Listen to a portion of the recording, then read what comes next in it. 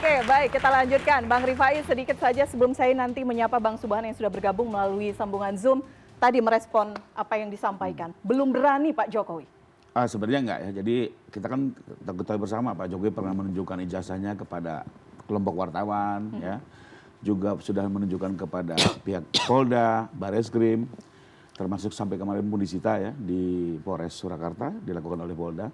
Artinya tidak ada persoalan dengan ijazah tersebut. Faktanya ada, bisa disita dan sudah pernah ditunjukkan. Nah persoalannya adalah apa yang di-challenge oleh Bang Rismon. Problemnya satu, Mbak. Kami dari awal sudah menilai, mohon maaf nih, Bang Resul dan Bang Rismon, memang sudah subjektif dalam tanda kutip membenci Pak Jokowi. Jadi, atau tidak objektif. Bagaimana mungkin barang ini kami pertunjukkan, lalu mereka melakukan kajian sementara sudah subjektif. Karena kami sudah mengikuti juga perjalanan. Tapi kalau untuk lembaga-lembaga objektif kita berikan. Misalnya lapor, minta, kita serahkan. Sekarang bahkan dilapor kedua kali loh. Diambil lagi oleh Polda, dilapor kedua kali. Dan dibandingkan dengan ratusan ijazah maupun skripsi lainnya. Tidak hanya fakultas kehutanan di tahun yang sama, juga hukum, ekonomi, teknik. Untuk lebih menguji, karena kan waktu keluar hasil lapor yang di Bareskrim di-challenge oleh teman-teman. Semua challenge-nya kita catat, dijawab lagi dengan pengujian saintifik. Dan mungkin nanti pada saatnya bisa diakses oleh teman-teman ya, di tingkat penyidikan. Lalu saya mau komentari sedikit terkait dengan sekarang melebar sesuai topik yang melebar ke Gibran. Sebenarnya secara pengetahuan logika umum lah atau common sense, ini kan menjadi ridiculous gitu. Dulu Bambang Tri tahun 2022 menuduh ijazah SD, SMP, SMA Pak Jokowi palsu semua.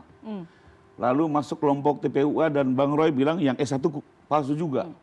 Sekarang ada lagi mantunya palsu juga. Kok masa bisa sebegitunya gitu ya, setega itunya gitu ya. Jadi biar juga publik bisa menilai gitu. Apa yang selama ini dilempar ini, isu ini, apakah memang untuk mencari kebenaran atau memang sekedar memojokkan Pak Jokowi. Oke. Kenapa setega itu ya? Ketiga Mbak, di satu lagi yang saya tambahkan bahwa selama ini kami juga nggak buat gaduh Mbak. Waktu tahun 2023 Pak Jokowi digugat oleh Bang Egy Sujana, selesai putus, kami pikir setelah Pak Jokowi pensiun selesai. Beliau sudah dengan anak cucu di Solo, tahu-tahu akhir tahun kemarin teman-teman TPUA bikin laporan di Bareskrim. Setelah itu masuk lagi gugatan di Surakarta, masuk lagi gugatan di Sleman, masuk lagi gugatan CWS lagi nih oleh Bang Subhan, masuk lagi sekarang gugatan untuk Gibran gitu ya. Bahkan kami di LP lagi oleh Bang Roy Suryo di Polda. Pak Jokowi tidak reaktif, ya, menghormati semua hak hukum dan beliau sebagai warga negara mengikuti semua proses. Ya. Artinya tapi buat beliau apa? Karena beliau yakin ijazah ini benar adanya. Jadi beliau sendiri tidak akan gentar gitu ya. Tidak reaktif juga gitu ya. Digugat. Jadi ada yang terlihat dari sini siapa yang buat gaduh. Termasuk yakin dengan ijazah Mas Gibran begitu ya. Saya sapa dulu Bang Subhan karena sudah bergabung bersama kami. Maksudnya poinnya adalah siapa yang buat gaduh di sini terlihat publik bisa menilai. Oke. KPU yang bikin gaduh. Bang Subhan Palal, selamat malam. Sudah bergabung bersama kami ya. Selamat malam Ibu. Ya, selamat malam Baik, rekan-rekan berjuang. baik. Kita berbicara mengenai siapa yang kemudian membuat gaduh. Saya tidak tahu Bang Subhan termasuk atau tidak karena gugatannya luar biasa fantastis 125 triliun rupiah. Ini apa motifnya sehingga kemudian harus menggugat ini Bang Subhan? Gini, Ibu tolong ke Pak Rifai ya. Pak Rifai ya. Mungkin lebih sepakat di pengadilan daripada diopinikan di umum ya. Jadi lebih konstruktif ya. Makanya kami nggak mau ketemu sebenarnya. Ayo ke pengadilan. Kalau memang bapak-bapak yang membela Gibran ini punya bukti, ayo masuk ke gelanggang intervensi kami. Nah itu kalau motivasinya, saya tidak mau punya negara hukum yang dicidrai. Karena saya anggap, kenapa kami menggugat ini? Karena calon wakil presiden itu tidak memenuhi syarat undang-undang. Maka dia cacat bawaan. Andai kata nanti saya dikalahkan, tetap cacat bawaan itu melekat. Cacatnya di mana? Ya itu. Oke. Bang Subhan, jika publik bertanya kenapa kemudian momennya sekarang baru digugat setelah berjalan beberapa bulan dan lagi hangat-hangatnya juga kasus ijazahnya Pak Jokowi?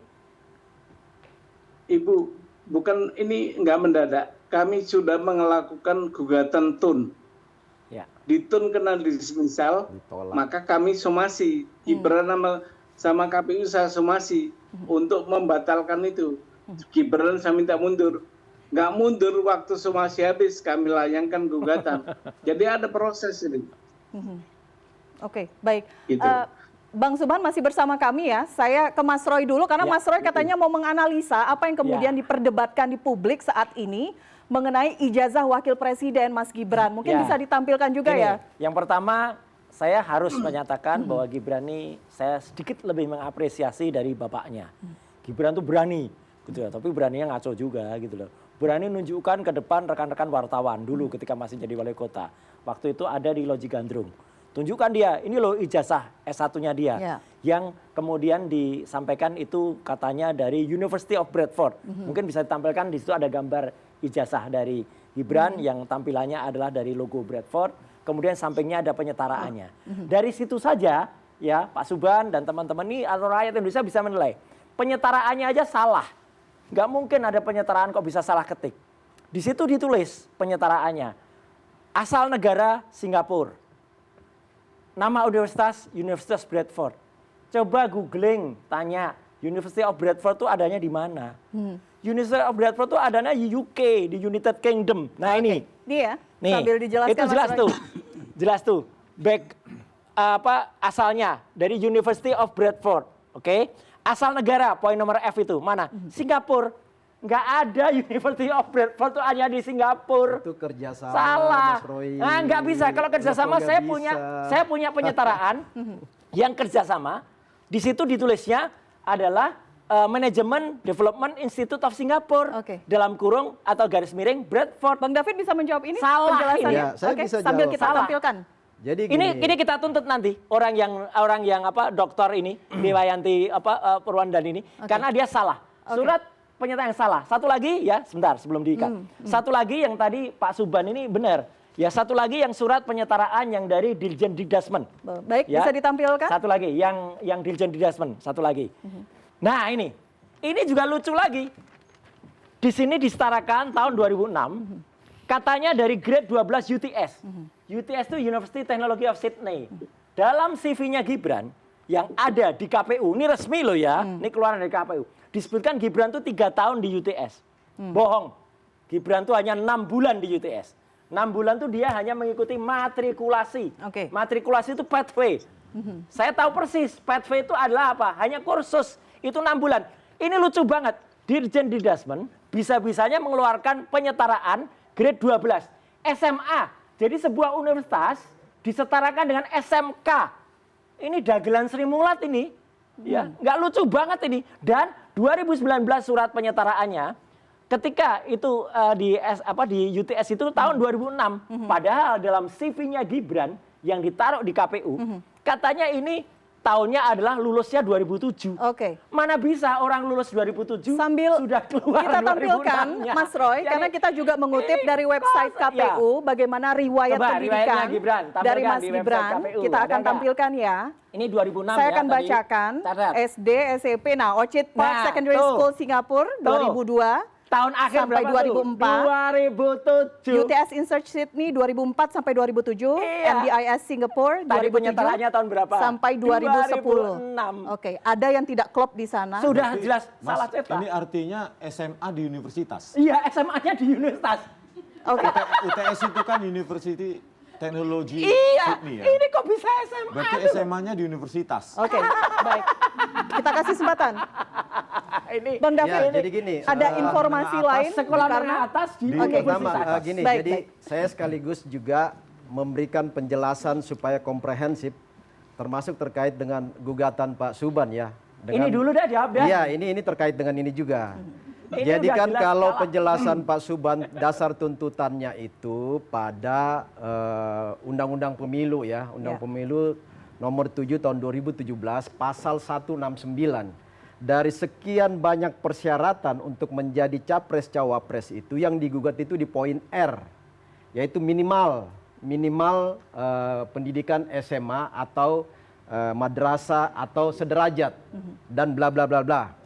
Nah, kemudian Gibran ini kan memasukkan ini yang di atas ini ya. Ada ijazah SMA-nya ya. Ijazah SMA yang paling valid itu dari Orchid Park Secondary. Mana Singapura. ijazahnya? Nggak ada, Mas.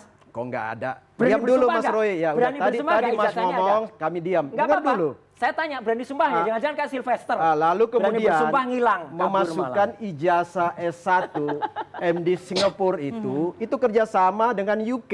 Enggak, SMA-nya Jadi ada ijazahnya, ya. finally ijazahnya itu dari Bradford, Inggris ya. Itu finally. Kacau ini. Nah, jadi itu join. Kacau ini. Loh, kok kacau? Kacau. Berarti, Nah, Pak, tanya Pak, Abang, SMA-nya 2 kali? bukan. Jadi gini, ini yang SMA yang standar Ini itu KPU. dari Orchid Park ya. Nggak ada ijazahnya. Ini kan catatan ini jenjang pendidikan dengan berdasarkan penyetaraan yang dari dikti tadi ya. Dari Ini resmi Kemendikbud. KPU loh, Bang. Ini catatan di KPU. Coba Iya. aja gini, minta dokumen yang valid. Ini kan resume. Berarti KPU Ya, ini disalahkan. resume ya. Loh, ini kita nggak salahkan siapa. Ini kan resume ya. Coba minta validnya dokumen-dokumen itu. Dokumennya nggak ada. Mana Oh, minta nggak valid? ada, semuanya Nggak ada. lengkap. Nggak ada. Nah, tadi saya lanjut dulu ya. Ya, ya. Oke, nggak ada Di itu. standar minimal itu dari Pak Suban. Sementara yang dimasukkan ini SMA dan S1. Jadi memahami hukum itu, ini kan sudah melampaui standar minimal. Ada S1. Kalau mau menggugat itu atau perbincangannya itu nggak lagi di SMA karena ijazah tertinggi yang masuk. Saya mau kasih contoh gini. Kita melamar pekerjaan ya. Misalnya yang dibutuhkan sarjana ini. Anda diminta harus memasukkan SD, SMP, SMA kan nggak? Yang dianalisis itu adalah yang tertinggi yang ada masukan. Jadi misalnya ijazah sarjana hukum. Misalnya di situ lowongannya adalah untuk sarjana hukum. Nggak perlu Anda masukin SD Anda, SMP Anda, itu buang-buang waktu. Lah, kalau Karena SMA-nya itu bohong, sudah ya terlampaui. nggak bisa. Ini standar minimalnya udah terlampaui, Mbak. Bohong SMA-nya. Jadi S1-nya ini kalau mau teliti dalami S1-nya. Udah, SMA-nya ini nggak ada masalah. Udah kita teliti. Sudah clear semua. Udah kita teliti. Mas tahu nggak? Nggak. Yang namanya Ini Bradford. kan begini, Yang namanya bagaimana kita Bradford mau sekarang sudah nggak ada percaya? kerjasama dengan MBIS. Sabar dulu Mas Roy. Tadi Nggak Mas ada. ngomong, kita Iya. diam tenang mendengar. Bagaimana Enggak, publik kalau mendengar? bohong saya bantah. Anda yang melakukan kebohongan publik selama Enggak, ini. nggak ada. Ayo kita Semua buktikan. kayak itu UTS seolah-olah Anda ke sana. Yang Gibran Saya yang ke sana tahu mengalami. pasti. Sudahlah. Saya punya saudara di Singapura, Ya, di berat- Australia. Yang di UK Udah ada itu jelas Inggris keterangannya. Gibran yang melakukan pendidikan. Semuanya ijazahnya. Kemudian gini Suratnya tadi. ada salah kok. Yang punya legitimasi hukum untuk menginterpretasi dan mengesahkan itu berdasarkan validasi, ya, itu adalah KPU. KPU punya dasar undang-undang. Nah, kalau Mas Roy dasarnya apa seorang Oke. Pak? Boleh saya- legal, Kita legal bersama standing ini. Anda apa di sini? Boleh saya Kecuali ke Mas membuat Suban? kisru publik Bang, gitu loh. coba narasinya lebih menohok ke data Ya, itu. menohok coba. ke data ini. Bentar, tadi kan kurang apa ya? Itu SMA 2002, 2004 itu 2 tahun. Ya, itu nggak ada ijazahnya. Udah, jelas. 2 tahun Yang mana? lulus. Itu Yang 2002 Orchard sampai Park Secondary 2004. School. Enggak, saya pengen Pak Suban yang bicara ya ini ya. Karena Ya kita- udah, dulu. boleh. Ini Mas masalah Suban dia. nggak apa-apa, tapi ini Mas kan Resman masalah juga roh. tahu lah. Ini Mas ini. Oke. Pak Suban, saya Iya. terkaget-kaget Pak. Jadi ini bisa jadi viral banget ini Pak. Host kedua ini ya. Belum ngomong loh Pak. Begini Pak, Jadi saya melihat Pak, pertanyaan saya Pak ya. Bapak sama Pak Iya. Roy ini Iya. berteman atau bagaimana Pak? Temenan Baru atau kenal. gimana? enggak Pak. Saya baru ketemu ini, baru ketemu. Pak. Oh, oke. Berarti ini yang saya tanya. Jadi berarti Bapak jujur. Jujur memang. Belum kenal Pak ya? Arti hanya Jujur. oke. Dah. Pak, Hilang jujur. pertanyaannya. Nanti dulu, Mas. Kecewa. Jujur, Pak. Mas, Kecewa kan? Kedua, Kecewa kan Bapak? ya? Kecewa kan Bapak? Enggak. Jujur. Jujur kecewa. Kan mau Mas jebak Suban. seolah-olah Pak, kami kalau orang baik itu bisa ketemu di mana aja Pak. Memang Dan kapan aja. wajah Bapak itu wajah Ya orang ampun, baik itu. kelihatannya Pak. Wajah orang baik saya melihat. Iya. Tapi kalau saya lihat di TikTok Bapak senang-senang juga sama cewek Esensinya kelihatannya apa itu. sih, Pak? ya. Esensinya Ada tuh apa? di TikTok itu. Oh, Ini timing Anda tadi memotong saya soalnya ini nggak ada poinnya. oke. Pertanyaan saya ke Pak Suban, seandainya Iya. Pak, kenapa Bapak ke Gibran? Ini Kenapa kalimat Pak tidak ke menyusun kementerian? kalimat bahasa Bapak Indonesianya tanya. aja nggak lulus. Masalah ijazah. Seandainya Artinya kenapa kemudian dituntut Mas Gibran? Iya. Dan KPU juga kan ya Pak Subhan ya? Bagus loh, Ya Pak. Bang ya? Wapres. Dan KPU Karena dan ini. gini. Oke. Karena Gibran itu sudah wapres Pak. Kalau wapres itu sudah dilindungi oleh pemerintah. Nggak gampang itu. Aduh, ini belajar di Yang mana? namanya presiden itu ada peraturan pemerintahnya Pak. Makanya Bapak katakan udah jangan pakai jaksa negara. pengacara negara. Itu wajib. Kena wapres. Kacau ini. Oh. Bagi saya sih nggak dianggap yang gini-ginian. Oke. Loh, iya, jelas salah. Bang Subhan, silakan Bang Nah, Subhan. jadi saya mohon ke satu Pak ya. Saya jawab ya. Oke. Ya, silakan Pak Subhan. Pertama, saya jujur baru kenal Pak Roy sekarang nih sama Bang Rusmon segala. Baru hari ini ketemu nih. Itu pun nggak ketemu fisik nih. Itu satu. Kedua, kenapa harus Gibran? Karena hanya Gibran yang memenuhi syarat untuk digugat. Oke. Cocok. Iya, itu. Oke. Alasannya Pak, Yang alasannya memenuhi syarat untuk digugat hanya Gibran, Pak. ya, syarat apa tuh? Syarat apa tuh? Salah digugat. Ya syarat gugat, Ya, apa syaratnya tuh? terpenuhi saya gugat. Yang minimal Buktinya SMA. diterima di pengadilan. Ya. Buktinya diterima di pengadilan. Ditun kan ditolak. Mau jawab apa Gimana Anda? ditolak baru sidang? Iyalah. Baru Saya sidang. yakin banyak orang yang akan gabung ke Bapak, termasuk Mas Roy itu. Oke. Saya ke Yakin Bang Ahmad saya. dulu. Saya ke Bang Mas Ahmad dulu. Nurdin. Gini, Oke. Ini menarik nih pengacara tentang pengacara negara. Bang Subhan sebentar. Ada yang ingin ditambahin dulu Bang Baik, Ahmad. bismillahirrahmanirrahim. Saya pikir ada beberapa hal yang saya pertama ingin menyampaikan pandangan sekaligus mengklarifikasi dan juga membantah. Sejumlah statement yang sebenarnya ini adalah repetisi, merupakan kesalahan yang sebenarnya kalau kesalahan ini dievaluasi sejak awal tidak perlu keluar statement ini lagi. Pertama soal Saudara Joko Widodo yang tanggal 14 September yang lalu itu tepatnya tanggal 12 ya September itu mengatakan ada orang besar dan ada sesuatu yang membackingi sehingga nafasnya panjang. Sehingga hari ini kami di tanggal 17 September mengajukan somasi terbuka kedua tanpa surat langsung melalui konferensi pers. Ini juga kami mengambil presiden apa yang dilakukan oleh kubu Saudara Joko Widodo yang sebelum melaporkan klien kami juga memberikan somasi secara terbuka melalui konferensi pers. Jadi hal yang menjadi soal itu kan sebenarnya soal keberadaan ijazah itu. Kalau tadi sudah sampai pada ditunjukkan kepada wartawan, bahkan dikasih tunjuk ke Bareskrim, ke UGM, ke yang lainnya sudah membackup. Apa sih sulitnya untuk menunjukkan ijazah itu kepada Roy Suryo, Rismon dan yang lainnya kalau memang diyakini ijazah itu asli dan akan menghentikan persatuan anak bangsa berkaitan dengan ijazah. Kan kemudian ada pertanyaan, kalau kami tunjukkan pun nanti pasti tidak akan diterima. Itu subjektif. Persoalannya, apakah memang ada keraguan pada barang itu sehingga tidak berani ditunjukkan? Dan kalau ditunjukkan justru akan membongkar aib yang selama ini ragu-ragu menjadi makin yakin bahwa barang ini bermasalah. Itu satu soal. Yang kedua, ketika kita memberikan kritik pada satu soalan dari institusi tertentu, jangan digeneralisir kita itu sedang mendelegitimasi institusi. Misalnya kepada KPU, hari ini 731 bermasalah. Apakah kemudian kepercayaan kita berikan penuh pada KPU, padahal KPU sendiri juga sudah menelanjangi dirinya dengan mengeluarkan kesalahan pada peristiwa keputusan 731. Artinya apa? Kalau kita punya nalar kritis, jangan digeneralisasi bahwa kita sedang mendelegitimasi institusi. Misalnya kita tidak percaya UGM lah, tidak percaya pada misalkan Bareskrim Polri lah, bahkan tidak percaya KPU. Tidak. Nah, kalau kita mau kembali kepada UGM, narasi yang harus dibangun itu apa sulitnya UGM juga melakukan hal yang sama yang telah ditempuh oleh alumninya dalam ini Roy Suryo dan juga Rismon agar apa? Tidak ada lagi praduga UGM subjektif melindungi Saudara Joko Widodo.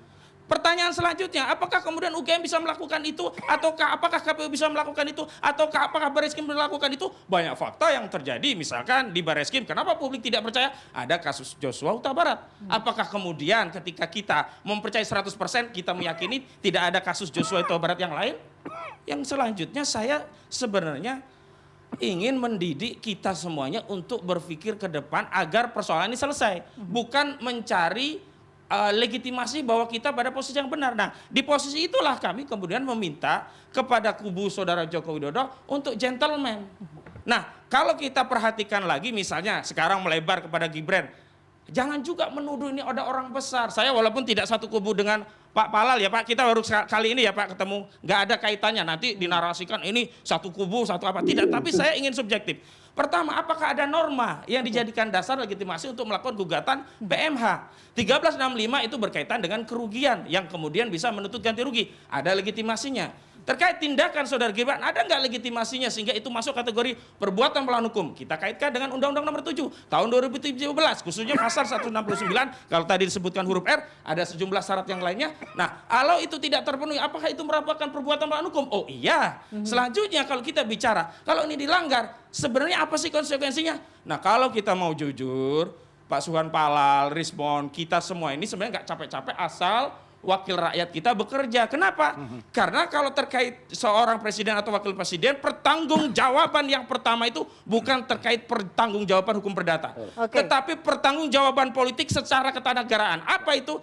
Ya dimakzulkan atau setidaknya dia mundur. Kenapa? Di pasal 7A Undang-Undang Dasar 1945 jelas menyatakan ya, Majelis Permusyawaratan Rakyat dapat memberhentikan presiden dan atau wakil presiden dalam masa jabatannya apabila terbukti telah melakukan perbuatan melawan hukum berupa pengkhianatan terhadap negara, korupsi, penyuapan dan kejahatan berat lainnya, atau tidak lagi memenuhi syarat atau melakukan perbuatan tercela.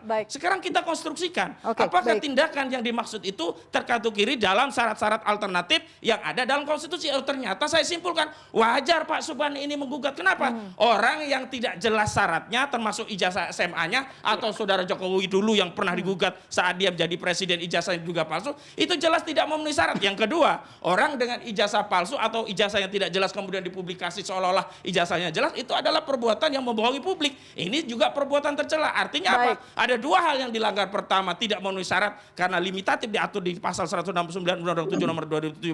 Yang kedua, ini melakukan perbuatan tercela. Saatnya DPR mengaktifasi pasal 7A. Kalau DPR bekerja, Pak Subhan mundur saja Pak, kita juga mundur. Tapi hari ini problemnya DPR tidak bekerja. DPR justru melegitimasi seluruh persoalan yang ada di negeri ini. Dan ini yang membuat kita akhirnya bertengkar tiap hari. Kenapa? Karena disfungsi parlemen. Begitu. Baik, Bang Norman. Ya, saya banyak setuju ya dari... Oh harus setuju, karena nggak ada yang bisa dibantah. Ini menarik soalnya. Jadi Pak Subhan ini tokoh ya. Jadi ini akan jadi rame ini. Kalau nggak cepat-cepat dituntasin, rame. Iya.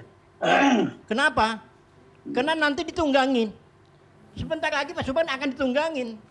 Nah, narasi-narasi seperti ini yang menambah keruh suasana. Harusnya sampaikan saja pandangan. Tidak pernah saya menuduh ada yang menunggangi. Tetapi konstruksi hukumnya seperti apa, normanya seperti apa, kemudian simpulan terhadap fakta, apakah memenuhi unsur dalam norma sehingga pendapat itu sesuai dengan norma yang dilanggar. Begitu cara berpikir. Jangan kemudian mengalihkan ada ditunggangi, ada orang besar. Saudara ini sudah mirip-mirip Jokowi ya, suka menuduh. Lama-lama saudara juga saya saya somasi begitu. Bang Norman, kenapa kemudian kuat ada yang menunggangi dan lain-lain? Karena narasi yang disampaikan dari tadi seperti itu. Kalau saya mau lihat sesuatu yang lebih luas, saya manjat di atas pohon. Saya bisa lihat itu semua. Cara memandangnya seperti itu, Pak. Kalau saya pakai drone, dia Pak, tidak nggak usah manjat, Pak, jatuh, Pak. Kita ada teknologi, Pak, pakai drone aja. Iya, boleh. Ya. Jadi analisanya seperti itu. Kenapa? Kan orang banyak berkepentingan di Indonesia. Kita ribut dengan gini-ginian. Tapi kita nggak sadar bahwa kita ditunggangi oleh kelompok-kelompok itu. Kita tanya ya.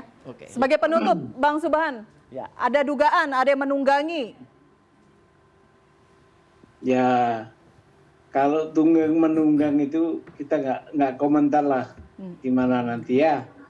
Karena nyatanya saya view apa yang ada di dalam fakta itu, saya cocokkan dengan undang-undang. Kok nggak ketemu? Maka itulah pelanggaran hukumnya, perbuatan melawan hukumnya di situ. Dan begini kesimpulannya, meskipun nanti saya kalah atau ditolak atau di NU, cacat bawaan itu tidak akan hilang, akan melekat terus. Karena ijazah SMA-nya bermasalah. Kita mau punya wakil presiden yang cacat bawaan. Bapak-bapak kalau ibu-ibu beli HP, ternyata cacat bawaan, mau dikembalikan atau ditukar? Tukar dong. Kan itu. Itulah. Sederhana ini nggak repot-repot, pembuktiannya juga. Nah, saya ingin menyampaikan nama Pak Roy. Buktinya Pak Roy itu cenderung ke pidana itu, Pak. Ya. Cenderung ke pidana. Karena itu bukti material yang punya Betul. Bapak itu. Pasal 263 itu. pemalsuan dokumen. Ya, terutama kalau dikombinasikan dengan pemberitaan di koran yang Bapak sampaikan itu, di antara di semua koran beda dengan di KPU, berarti ada bohong itu, Pak. Iya, Oke, baik. jelas itu. Ada, saya simpan buktinya. Nanti Baik. kalau sidang Oke. Kita tunggu bagaimana pembuktiannya di pengadilan. Kemarin sempat ditunda, pekan depan nanti akan dimulai. Kita tunggu fakta-fakta apa saja yang akan dibawa Bang Subhan gitu ya di persidangan. Dan Ibu, ya silakan Bang. boleh nggak Penutup singkat sedikit ya. aja? Ya. Ini supaya Indonesia adem, saya berharap di mediasi nanti Gibran mundur. Cocok. Oke. Itu pesannya aja. seperti itu ya. Itu, ya, adem, Indonesia akan adem, Oke, baik. ya. Baik, Bang Subhan, Oke. terima kasih sebelumnya. Kita tunggu pekan depan persidangan. Selamat malam. Iya. Terima kasih, selamat Baik, malam. terima kasih. Malam. Oke. Mantap. Apakah kemudian ada rencana pembicaraan arah ke sana, Bang? Kita bahas usai jeda ya. Tetap bersama kami di Head to Head with Elvira.